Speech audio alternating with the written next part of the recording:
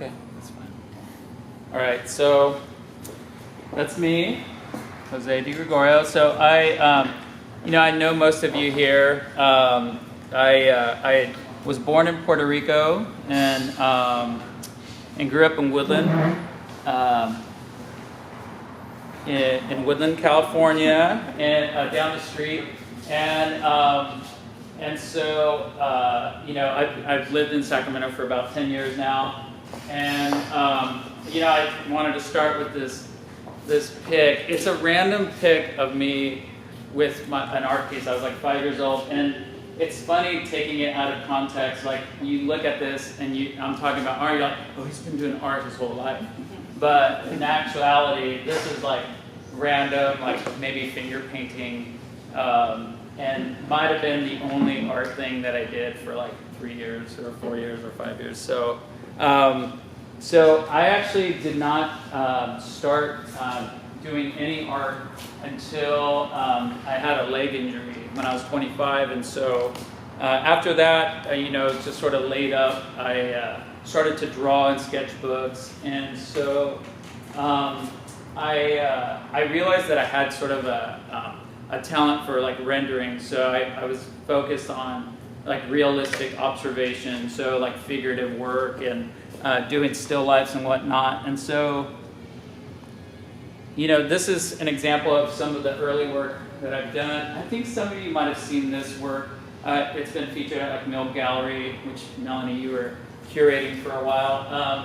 Where I was taking sort of political themes and trying to come up with ways to explore my work. These are 4 by 8 foot each, and so creating these like narratives with the figurative work. But I found that I wasn't enjoying the work as much, and that it felt kind of trite. Like talking about like the Holocaust, as like as somebody that's like non-Jewish. It just was like a lofty theme, and it wasn't one that I could identify with outside of just reading on it. So I started. I did a stint in France where I went. I was studying at the Pont-Aven Contemporary School of Art, and I realized that what I was really enjoying was line work in my work. So in this example, I've worked in all of the values and the shading, and then this is sort of this ghostly image, and I came to realize that having just the lines represented gave it a more sort of like a transcendental feeling, like a metaphysical feeling. So it was like, so you have this figure that's just being observed, and I'm feeling him in. But in this case, I'm taking a figure and omitting information, and then it compels you to learn about who this person is. So from there, I started to segue into just direct line work, and that was, in this case, this was some of the earlier line drawings where I was just like taking acrylic paint, mixing it with water, using gravity to create these forms, and then just by the lines alone, you have forms that you create, and that was something that I focused on for a few years. So, and I'm gonna leave out a lot of information from the drip paintings that I just showed you to like now. So with the line work, I really started to investigate the notion of lines creating a sense of depth and a sense of a form just by line work alone, and that took on different iterations. So whether it was saturating the line so that it's so dense you can't see through it, or it was the harmony and shapes, just creating a repetition and pattern. It's one that it felt innate for me to just really consider. So that's those are the themes that I explored. Like, those are the encompassing things. But then we'll see in some of the slides that it does, different ways I investigate that. So of course, all these are like work in progress shots. These two are different. That was sort of a straight mandala piece, oval piece. This was my studio. As you guys know about Art Street, this was the indoor, and then this was a commission at a restaurant here in town. So one of the things I enjoyed was the sense of like a saturation of experience. So when you walk into a small space, the irony of having a small space give you this sense of the infinite. So in this one, this is titled "Everything Went Black," and it's at the Warehouse Artist Lofts. So you walk into this blackened, cavernous room, which is relatively small, and it sort of transports you into this infinite, and then along with the recurring shapes, which are I call tracers. So like it's kind of a term you'll use in like psychedelics and stuff. So it's having these visual plays occur, and sort of like the inspiration you get when you go to a planetarium and you're looking around. They have the 88 constellations, and they're doing weird stuff. And if it's like a planetarium from the 80s, it's dated, but it's still kind of cool. So it's when I have these opportunities, it's being able to explore what I can do with as little few limits as possible. So I was fortunate that Ali Yousefi gave me the green light to go ahead and paint that whole space. Same thing, Art Hotel. I think most of you have been there, got to experience it. Chris telling you had 10 minutes left. It's same thing, taking the mundane, taking the everyday, so appliances and everything else, and then creating sort of this transcendental experience. So you walk in, it becomes a psychology of the space. And challenges to this would be, not because it's, obviously it's this, I'm just spray painting, but then it's, it might be sort of the direct angles that I'm choosing to go, to apply in this piece. So if I'm standing over here, certain things line up, and that became something that sometimes isn't as successful to the viewer as to me, and those are the things that I'm working on. But in this case, as I said, it's most of us know the story of this sort of dilapidated hotel once used by a lot of transients and whatnot, and then you're sort of creating a psychology with just the use of color. So this is in Helsinki, Finland.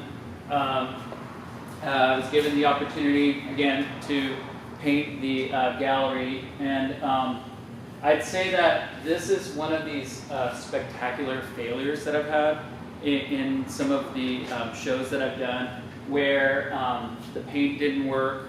I ran out of time. We had to push the gallery opening back a week, and in turn, like hardly anybody showed up. And this is all, the entire walls were painted, and so after the opening, they buffed it out the next day. So it was like 2 weeks of straight work and then gone. And it raised some interesting questions to me about the ephemeral nature of making work, and how delicate and how sacred it really is, and whether something lasts, like if this lasts 10 years, or if it lasts 100 years, or if it lasts one day. Like, we can all enjoy it if it were to last, for years, but eventually it just has, it's going to come to an end.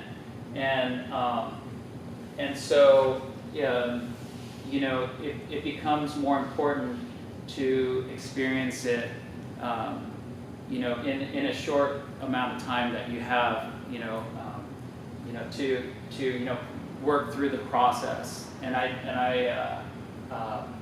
had to sort of come to terms with this idea that 2 weeks of work, morning till night, for one day of showing, and how that became this strange narrative that I ultimately accepted, and grew to almost in some strange way find peace in future work that I started to develop. So again, Washington Elementary School, that's down the street here. Of course, having 2 daughters, I want to have these sources of inspiration for kids, and because I'm applying math and geometry and notions of space and color theory, a lot of kids, this is like their only experience to see art, because within the context of art galleries and art museums, it's something that they feel like they don't get to experience. So I've been fortunate to explore, space with stuff like this, and see how far I can go with saturating walls. So same thing, NM Art Space. It's now defunct. It was on Broadway. It was a great space. Using tight spaces to saturate colors and to create an experience beyond just seeing paintings on the wall and the commerce of art, but rather what your experience is beyond, and then taking things that are out of context, like a bird cage, 2 bird cages that I wired together, and then suddenly that takes on a different context, sort of like the Deschamps urinal. And then 1810 Gallery, when I had my show there, the ability to explore what it would be like to paint the walls, keep it from being simply sort of a commerce situation. So as you guys are familiar, Art Street, the walls just came down yesterday. Just yesterday. So Yep. So none of this exists anymore. And to go back to the Helsinki, experience, it's finding peace and knowing that these things just don't last. Again, elementary schools, and then having, I've always prided myself in working alone, and I've come to a place though where I'm a little overworked and I don't have enough time, and so I'm trying to come to terms with having other people help me out. In this case, I have my 2 indentured servants helping me. And then, one of the things I enjoy doing when I create these mock celestial pieces is having kids write their names in it, so that when you take a step back, you don't see it. It becomes obscured within the stars, but they have some kind of ownership there, So, so that's something that I want to continue doing for some of the elementary schools. And then, challenges. This is in Moncton, Canada. I was invited 2 years in a row because last year I worked on this wall and it was just such a crappy wall. It was a corrugated metal wall, and because I like to do line drawings, I wasn't able to fulfill the aesthetics the way I wanted to, so I didn't finish it last year. So I came back this year, came up with the best solution I could considering the challenges of having scaffolding that sat a couple feet off the wall, so at times, I look like I was being handcuffed or something, So leaning into the wall so that I could paint it, and so size, the challenges of painting a large space. This is in Indianapolis, and this was a big community event. I was fortunate to have them consider a very simplified aesthetic of mine, and then have like 60 people help out painting it. So it's like kids are like rolling, and it's like it was really fun. And so but to give you a sense of the scale, this is this is also a challenge for me because I had to relinquish control in order to like let this become realized. So these aren't colors that I would normally choose. These are this isn't a pattern I would normally consider, but working with different agencies, it's one of the things that has been a constant challenge. So Wynwood, Miami. Now I'm creating these mandalas, these octagonal mandalas, and going into this state of like psychedelia and I mentioned tracers earlier, but creating these strange conditions with a small contained aesthetic, so that the rough area surrounding the walls, this remains the way just the way it was prior to me painting it, and so it's sort of like a portal of sorts. And the notion of a portal has come up often in my work. So same thing, Mexico City. Over time, I've learned to start being a little more efficient with my work and in the process. So where this takes forever. Masking all this off. It's a big pain in the ass, but I wouldn't know that until I tried to do that. And because I, at heart, am a perfectionist with my work, every detail needs to be realized. All the dimensions need to be precise. It's one of those things where you measure twice and cut once in order to achieve the result you want. So, and then more recently, wide open walls. That's Trent Dean up on the boom lift. Trusting others to work at the same level as I. So trusting Dean to come up with the line work.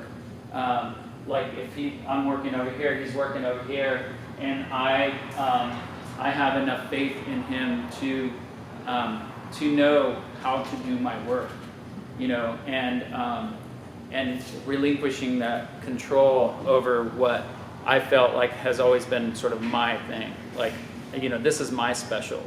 But allowing somebody else to kind of enter into that has been, quite an experience. And then, of course, like in comes like branding and how taking your images can be have some sort of brand appeal, and coming to terms with what that means. Where I've always felt like I've had this integrity of my work, where I don't want to just see it kind of oversaturated everywhere. But sometimes there's these strange experiences, like you're drinking a beer that has your art on it. It's kind of surreal. Okay, and then now, with Hacker Lab, this was my first laser cut that I did, and I've been so fortunate with Eric inviting me as a resident here to explore different mediums of how to make my work. I have shows coming up. Elliot Fouts next month, but then next year I'm doing a show in San Francisco, and then Gothenburg, Sweden, back to Helsinki, Finland, and then Cleveland, Ohio, and then there'll be more. And this is kind of the direction I hope to explore with this kind of three-dimensionality with the work.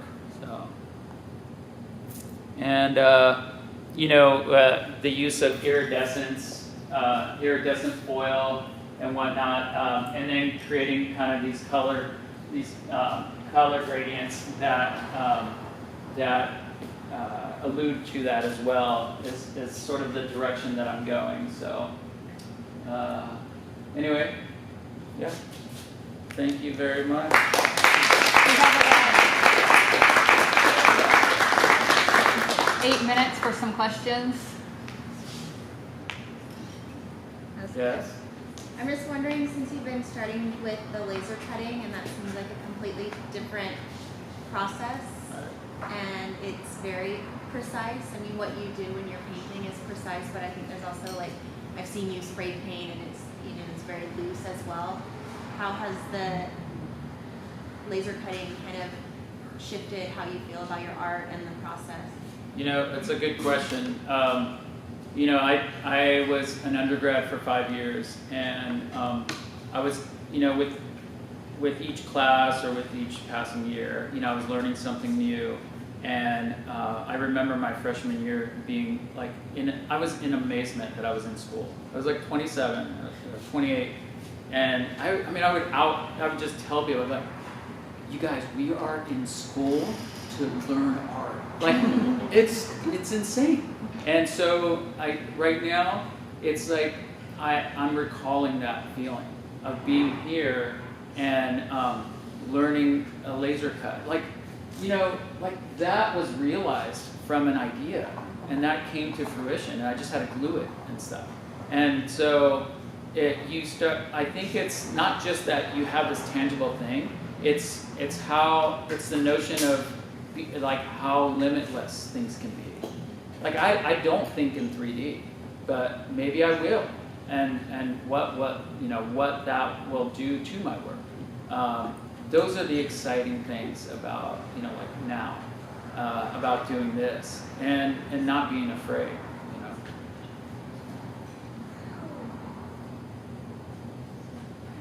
Thank you.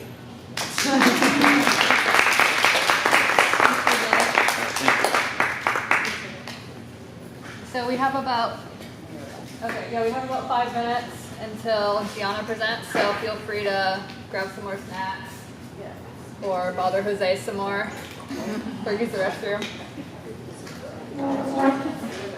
I also wanted to mention that these are meant to be informal, so if you have any questions